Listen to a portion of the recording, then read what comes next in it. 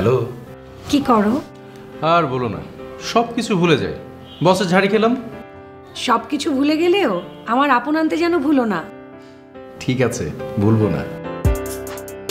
আপনার আপনজনকে আরো বেশি আপন করে রাখতে ব্যবহার করুন আপন জন্মবিরতিকরণ পিল। সন্তান জন্মের পর থেকে পরবর্তী 6 মাস শুধু বুকের দুধ দানকারী মায়েদের জন্য উপযুক্ত জন্মবিরতিকরণ পিল হল আপন। এতে বুকের দুধের কোনো ঘাটতি হয় না। আপনার নিকটস্থ স্বাস্থ্যসেবা কেন্দ্র ও পরিবার পরিকল্পনা কর্মীর কাছেই পাওয়া যায়। বাচ্চাকে বুকের দুধ দিন। জন্মবিরতিকরণে আপন পিল নিন।